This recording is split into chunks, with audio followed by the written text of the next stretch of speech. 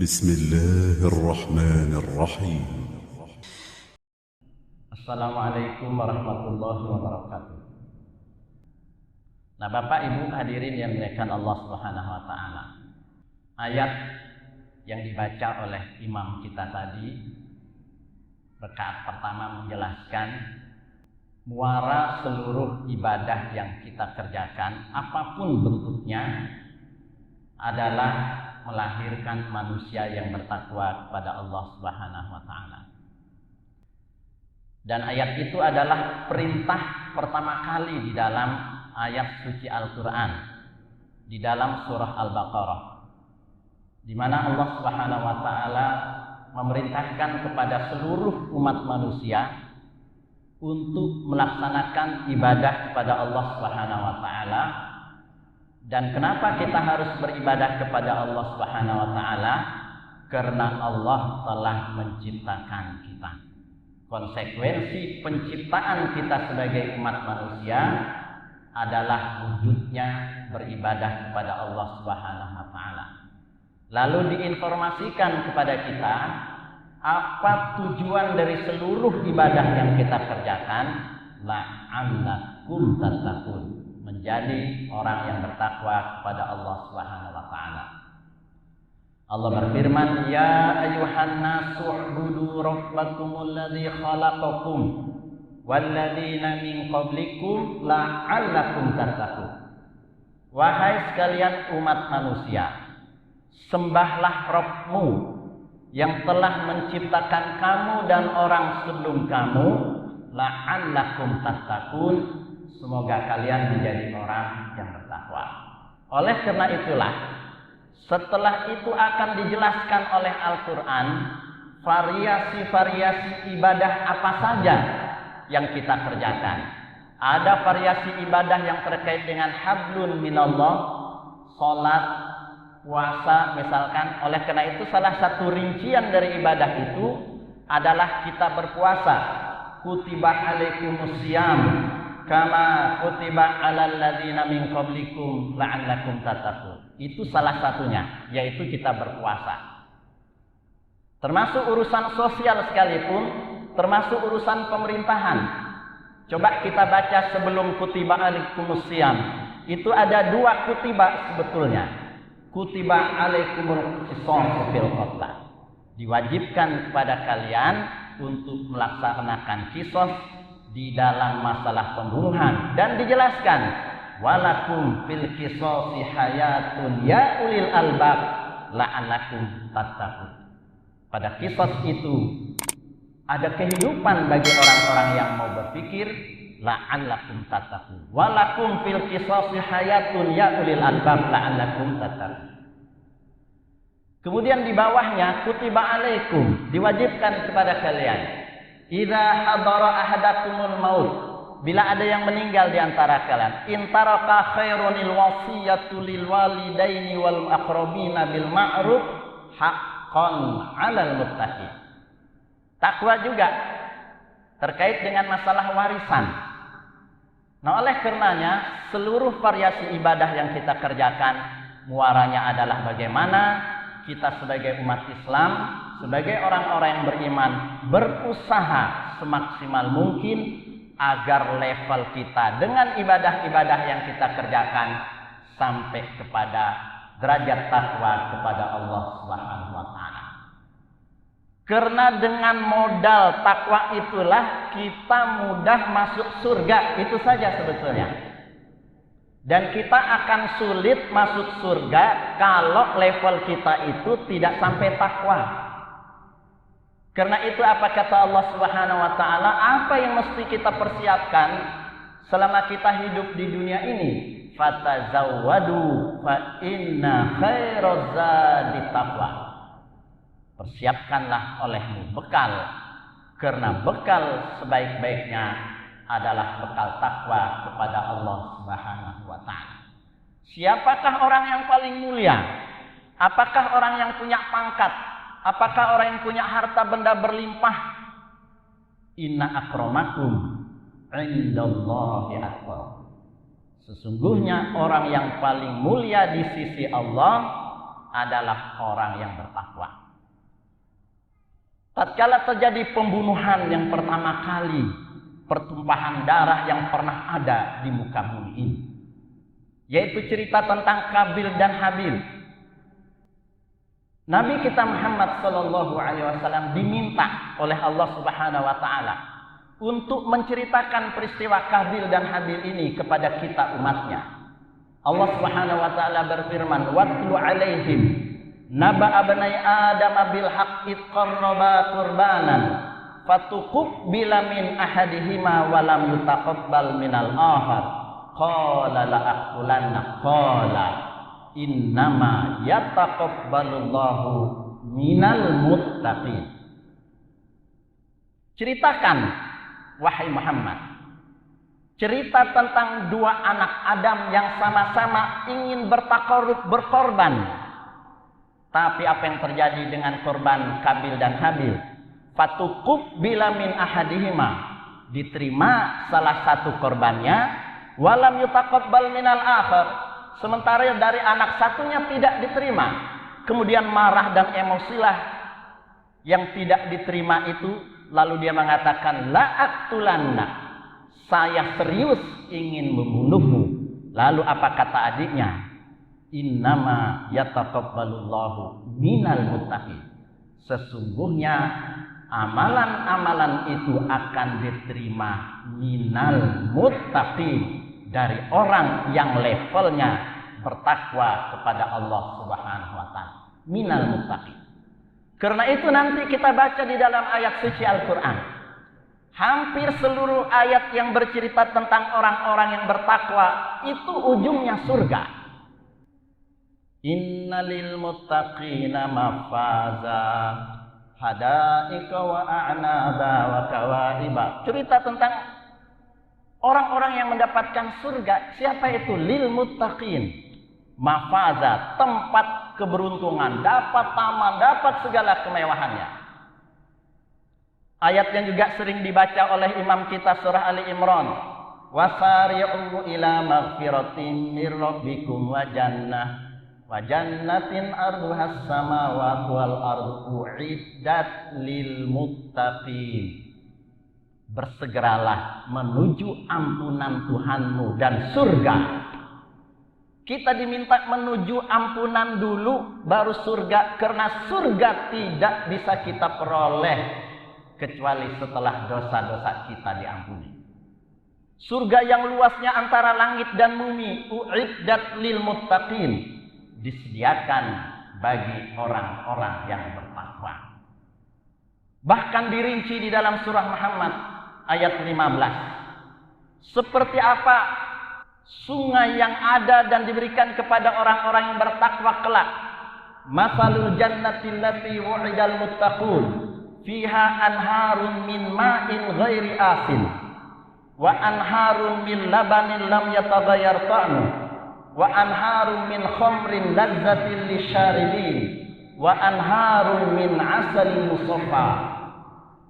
Disediakan surga bagi orang-orang yang bertakwa itu ada sungai-sungai dari air yang amat sangat jernih, menyegarkan, tidak bau busuk.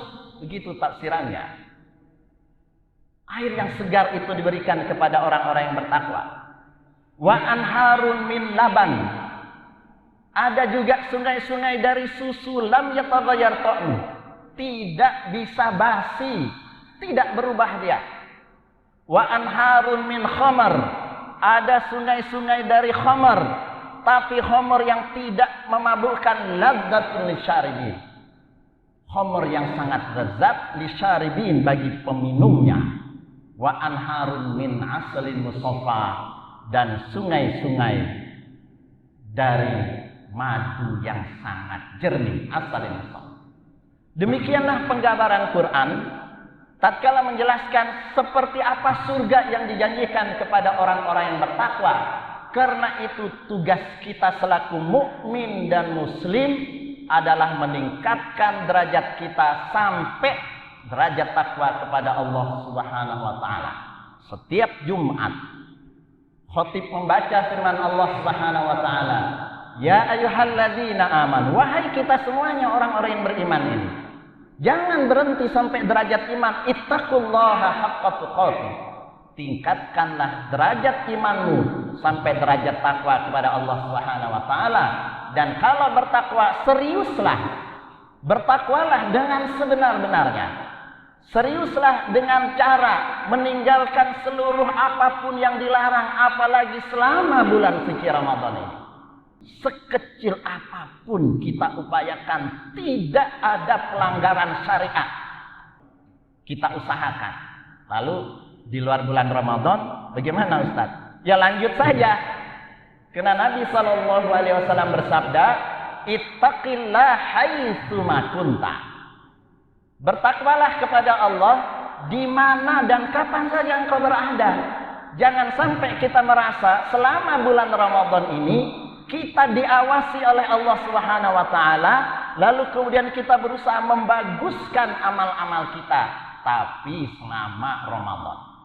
Jangan sampai kita merasa bahwa ketakwaan itu hanya hadir di dalam masjid ini, sehingga kita kemudian berusaha membaguskan dan berusaha semaksimal mungkin menjadi soleh tatkala kita berada di ruangan ini, tatkala kita berada di dalam masjid ini. Allah mengawasi kita di dalam masjid ini, dan Allah jauh lebih banyak mengawasi kita tatkala kita berada di luar masjid ini. Allah Subhanahu wa taala mengawasi kita di dalam bulan suci Ramadan, lalu kita berusaha membaguskan amal kita. Allah yang sama yang akan mengawasi kita di 11 bulan berikutnya. Allah mengawasi kita di sini dan di kantor-kantor kita, di tempat-tempat kita bekerja. Ittaqillah haitsu ma kunta. Tolong bertakwalah kepada Allah di mana dan kapan saja kita berada. Oleh karena itulah bulan suci Ramadan ini menghadirkan di dalam diri kita hablun minallah. Usaha kita untuk membaguskan hubungan kita dengan Allah Subhanahu wa taala. Kita berusaha untuk menjadi manusia yang ikhlas dan jujur terhadap diri kita sendiri. Kita kemudian berusaha untuk membaguskan seluruh puasa yang kita kerjakan. Panggilannya adalah imanan wahtisaban. Kita lalu berpuasa, kita lalu qiyam di malam harinya. Nanti di 10 hari yang terakhir kita mencari malam Lailatul Qadar. Semuanya adalah karena panggilan iman. Tapi sekali lagi mudah-mudahan ini tidak hanya berhenti di sini. Karena ketakwaan itu harus hadir di dalam seluruh ruang kehidupan kita. Di dalam hati kita harus ada takwa. Bahkan Rasul sallallahu alaihi wasallam menjelaskan asyara ila sadrihi salatan. Nabi memberikan isyarat 3 kali. Isyarat seperti ini lalu kemudian mengatakan at-taqwa hahuna, at-taqwa hahuna, at-taqwa hahuna. Mari kita jadikan hati kita adalah hati yang bertakwa kepada Allah Subhanahu wa taala. Fa innahu wa may yu'azzim sya'airallah fa innaha min taqwal qulub. Taqwal qulub kata Quran. Maka sesungguhnya siapa-siapa yang mengagungkan syiar-syiar Allah, maka itulah bentuk ketakwaan yang ada di dalam hatinya. Tapi hati yang bertakwa saja tidak cukup kalau dia tidak wujudkan dalam tingkah laku dan perilaku. Percuma orang-orang yang menyatakan saya adalah akidahnya bagus, akidah saya hebat, akidah saya kental, kalau tidak diwujudkan dalam akhlak dan perilaku. Karena Rasul sallallahu alaihi wasallam bersabda, inna, sesungguhnya orang-orang yang paling takwa dan paling beriman disebutkan aktsaruhum adalah orang yang paling bagus akhlaknya. Ahsanuhum khuluqan, orang yang paling bagus akhlaknya kata Nabi adalah orang yang paling bagus imannya. Sehingga orang yang menyatakan akidahnya paling bagus harus terwujud di dalam akhlak dan perilaku, dan itu juga adalah takwa kepada Allah Subhanahu wa taala. Sehingga Quran menyatakan tidak hanya takwa itu ada di dalam hati, tapi juga ada dalam perilaku, bentuknya seperti pakaian. Karena itu Allah berfirman, walibasut taqwa dzalika khair. Pakaian ketakwaan itu adalah pakaian kebaikan. Wa thiyabaka fatahhir, pakaianmu hendaklah engkau bersihkan. di antara tafsirnya adalah tahhir akhlaqaka, bersihkan akhlak. Kemudian kita rajin ke masjid, maka masjid juga adalah takwa kepada Allah Subhanahu wa taala. Allah Subhanahu wa taala berfirman, la masjidun ussisa 'ala taqwa min awwali yaumin ahaqqu an taquma fihi rijalun yuhibbuna ayatatahharu. Masjid dibangun di atas dasar takwa lebih berhak untuk engkau aktif di situ. Disitulah engkau akan menemukan orang-orang yang suci dan orang-orang yang membersihkan dirinya. Tatkala kita kemudian berumah tangga, kita kemudian menikah, maka seluruh ayat-ayat yang terkait dengan khutbah nikah itu semuanya adalah anjuran takwa kepada Allah Subhanahu wa taala.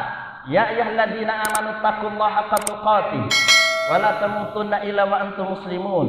Ya ayyuhalladzina amanu taqullaha wa qulu qawlan sadida yuslih lakum a'malakum wa yaghfir lakum dzunubakum. Ila akhiril ayat. Ya ayyuhan nasu taqu rabbakumul ladzi khalaqakum min nafsin wahidah. Ketiga ayat ini dibaca kapan?